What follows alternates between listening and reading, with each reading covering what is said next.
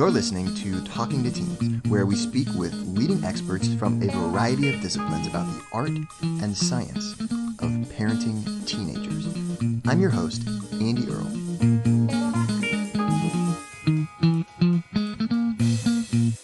We are here today with Lindsey Sealey. She is back on the show today to talk about her new book, Rooted, Resilient, and Ready, Empowering Teen Girls as They Grow. Lindsey is the author of Growing Strong Girls, Practical Tools to Cultivate Connection in the Preteen Years. She's the founder and CEO of Bold New Girls, a unique teaching and coaching company merging academic, social, and emotional support and emphasizing empowerment. Lindsey is a regular contributor to HuffPost Canada and Spoke. She's also a passionate keynote speaker, consultant, and workshop facilitator for students, teachers, and parents. Cannot wait to bring her on again today to talk about the new one, Rooted, Resilient, and Ready. Lindsey, thank you so much for coming on the show today.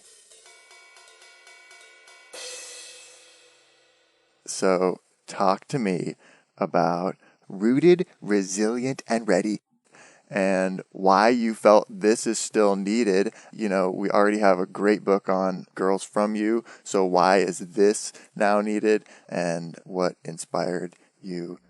I think the inspiration just came from the girls, right? Every single day I'm having conversations with girls, and we can talk a lot to teen girls about body image and social media and friends, but I think then in the teen years, it gets more complicated, more intense. There's just more moving parts. So now we're talking about relationships becoming romantic relationships. We're talking about mental health, not just feeling good and feeling confident, but dealing with anxiety, stress, depression, self-harm. And I think we're also looking at big picture stuff, right? Like the future. What do you want to be? What are you going to be when you grow up? So I think I just felt like in those conversations, oh, yeah, I have another book in me. There's definitely more to say. I think I also felt a responsibility, like not pressure, but I mean, these girls are gonna grow up and become teenagers, and what's there for them? Like there's not a ton of literature. There's not a ton of options, and so I just thought, why not me? And just it came really easily.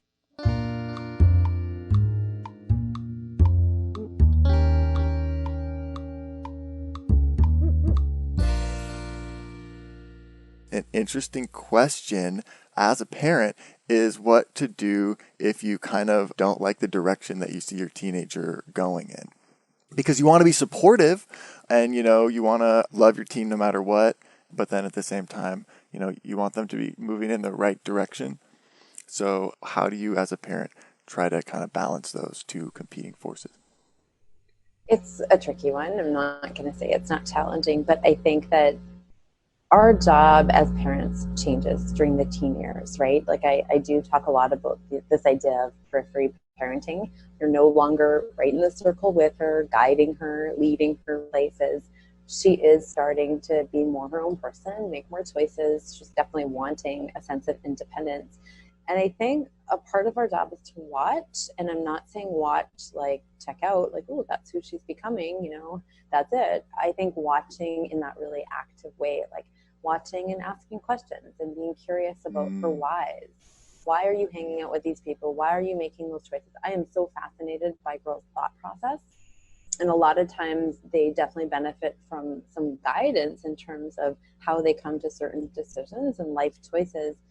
But I think also we have to observe and be there and ask those questions and assure her that, we're there for her, and also not interrupt the process. So we have to let them make those bad choices, make the mistakes, fall and fail, because that's how they learn. And so when they come to their own decisions about, you know what, I was friends with that person for a while, I realized they're not reciprocating. This relationship is all about them asking me for things and me being there for them.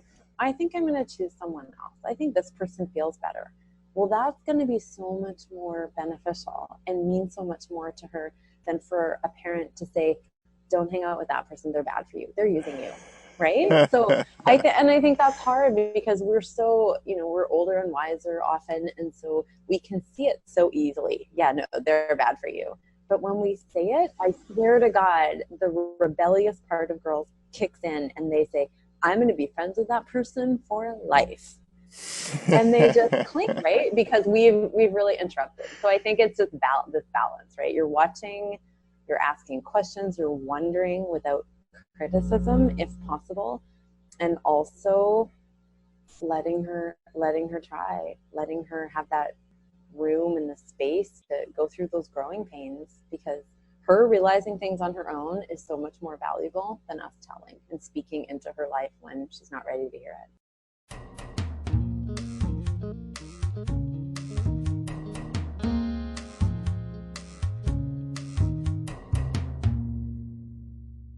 So, okay, you write about some different masks that girls wear, and one of them I really like you write about is called the cool girl mask. This is when your daughter always says things like, fine, whatever, dismissive, know-it-all phrase, I've done this before. It's difficult to convince her to try anything because she is set on her intentional indifference. So where does this mask come from?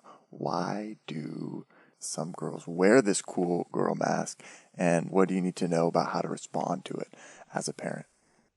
Yeah, I mean, all of the masks can be traced back to this sense of fear. Like, I'm afraid of failing, I'm afraid of people judging me, I'm afraid of what people will think. And so I think the cool girl mask I've experienced a few times in my workshops where they'll say something like, oh yeah, I've done that before, or I'm just going to do something different. And in a workshop, that's really tricky because that influences everyone else and kind of kills the excitement and enthusiasm of the activity. But I think if I was really thinking about this one girl in particular, I think if I were to guess why she was the cool girl, it's more like, I'm afraid that if I try this and I fail, then people are going to judge me. I'm afraid of maybe not knowing the answer. I'm afraid of not doing it well the first time. Yeah, if you care too much about it, Right. then it's like you're investing too much of yourself in it or something that then if it doesn't go well, then it feels bad. And it's that idea of keeping up the appearance. Like, what people think of me matters so much more than what I think of me. Or it matters so much more to do it right the first time than to go through that process of, you know what, I'm not so good at it, I'm going to keep trying, and then I'm going to get better at it. So I think it was really code for, I'm afraid to try, I'm afraid of that outcome.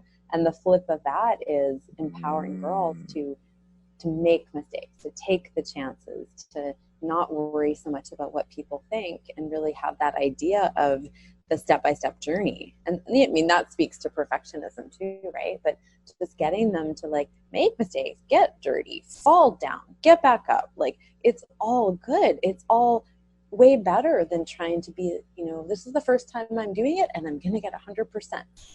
What's with that? That's crazy pressure, not fun. And they're putting so much into this idea of, I have to look like I know what I'm doing.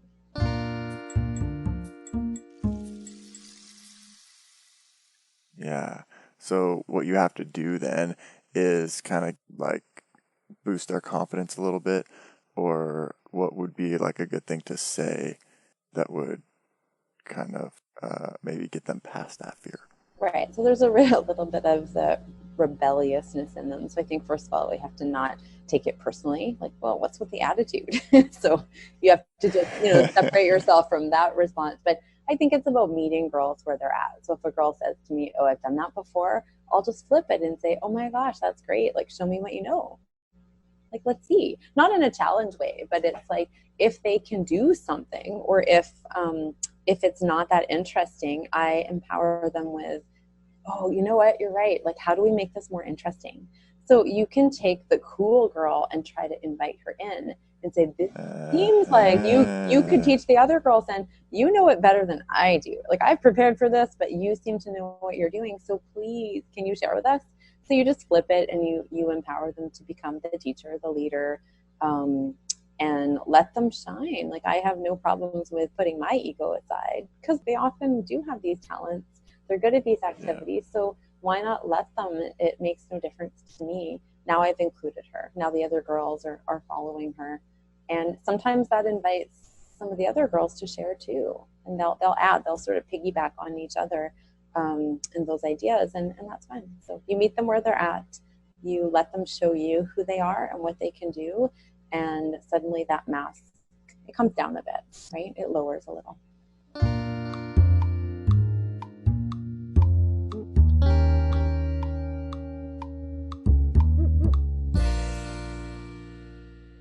You write that girls need to find their sparkle. Where do you find that, and why do you need it? Well, isn't that, the best thing to talk about right now? Because I feel like a lot of girls are feeling bored and that life is kind of blah, right? Just same old, same old. Yep. I don't see a lot of sparkle right now or fire in girls. And I'm not blaming social media and screens, but I think we definitely have a huge challenge. And while they're on their screens, or sorry, while we all are on our screens, Right. the question really is, what are we missing out on? So I started to just do some personal work. So when I'm on my screen, which to be honest, I love, I get a lot of joy, a lot of sparkle from my screen. But I think too, like on my screen, well, I'm not outside. I'm not having Yeah. real conversations. I'm not creating. I'm not doing any hands-on activities. I'm not daydreaming. I'm not drawing, baking, any of the arts and crafts that I love to do.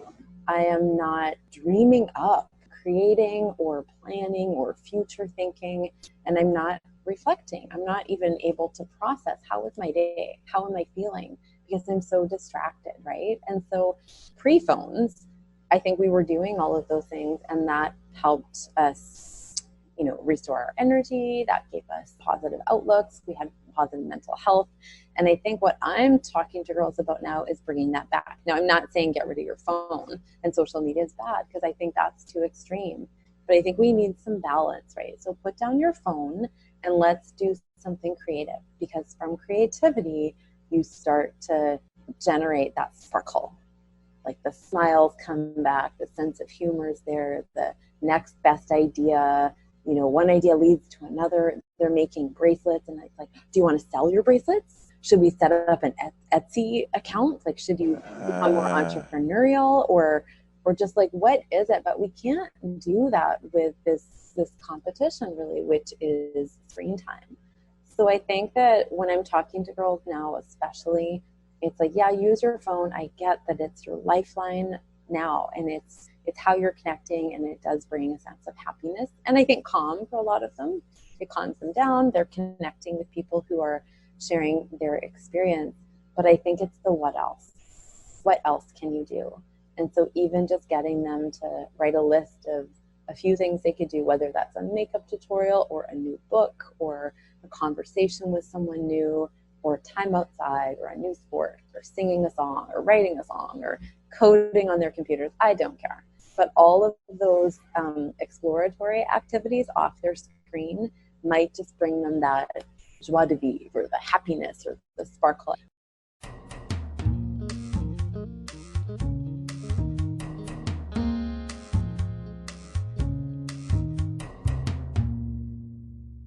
When parents are focused on mental health, they're a lot of times focused on what's wrong and what's not good. So you advocate focusing a little more on wellness, I guess trying to take kind of more of a positive approach. How do you do that? The golden question. A lot of our mental health concerns really trace back to the quality of our thought. So if I have a thought like, today is a little tricky, but I can do it, I'm going to feel a sense of energy. I'm going to feel hopeful. I'm going to ask for the help I need. I'm going to try. And that's going to create most likely a positive result in whatever I'm trying. But the flip side, if I wake up and think, oh my gosh, like I am not ready. I don't have the skill set.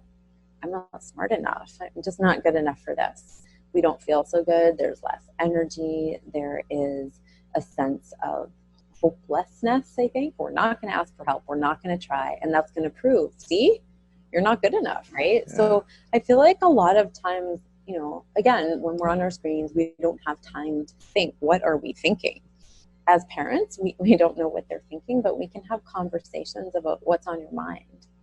Like, what are you thinking? I'm afraid, I can't do it, I'm not smart enough. Like these phrases, this self-talk comes out in conversation. And I think that's when we can help with some of the reframing. So we can ask them to, you know, embrace that growth mindset. Like, of course you can do it. We can do anything. It just takes, you know, baby steps. It takes hard work. It takes some support. It takes time for sure, and patience and practice. It could be focusing on what they can do, like really strength building. Well, you can't do that yet, but what can you do now? Like, and being able to reflect back the skills and the talents that they have inside of them. It could be a reframe, like instead of focusing on what you don't have, focusing on gratitude. So I know it's so easy in a given day to focus on all those mistakes, everything that went wrong, but you can look back to you and you can say, hey, but what did I do right? Or what's going well for me? Or what am I grateful for? Because it's always a balance. And I think so often when it comes to mental health, we're all negative, it's all bad, it's such black and white thinking. And then we feel bad about ourselves. And we can easily, all of us, sink really quickly into that hopelessness and desperation and depression. So I feel like it's a lot of, you know, again, checking in and asking questions and helping girls reframe. I know a really common one, especially with teens, is, you know, there's a lot of relational conflict, but they will make such assumptions about people. So for example, if someone doesn't text back, they'll say they're mad at me, right? They're mad at me. Yep. What did I do? Then there's the self-blame, and then there's the worry and the stress skyrockets. But if you can catch that, or, you know, even just asking what's on your mind, or you seem troubled, I see, you know, the expression in your face, and you get her to say, so-and-so didn't text me back. I think she hates me. I think I did something. I probably offended her. But the question really is, what's another possibility? Because there's so many possibilities. She might be busy. She might have not seen the text. She might have just needed some time to respond. She might have her own concerns on her plate, right? Like, we don't know. So instead of making that assumption, it's basically, the fact is, you don't know. So you can text again, or you can just wait it out, which I know is really uncomfortable. But I think that so often they'll make such assumptions and they're just not true. So playing around with their thoughts in that way, I think, is not going to guarantee strong mental health, but I think it's one of the best strategies I've learned to help do the preventative work. And it's like you need to get them thinking out loud and get them talking through their thought process with you in order to make that happen, which is so healthy and cool, I think. And so probably helpful to share your own thought processes with them sometimes and talk about, you know, what you're thinking and what you're struggling with and stuff like that. So that's cool. We're here with Lindsey Sealey talking about how to empower teenage girls as they grow. Tips from her new book, Rooted, Resilient, and Ready. And we're not done yet. Here's a look at what's coming up in the second half of the show. If we just impose our rules, it's hit and miss whether or not they're going to be followed. At first I thought, no way, do not let your moms look at your phones. But then it is public, they're public profiles. So often girls cling to, well, someone's better than no one. A group is better than being alone. And that is not true, because a toxic group is going to make you feel more insecure, more uncertain, terrible about yourself. You're going to feel small and insignificant and full of fear and stress and anxiety. And that, to me, is not worth it. So I tell girls, and I know it's hard, but it is better to be alone than to have this toxicity tolerance, I call it, where they're just so okay with being treated like garbage.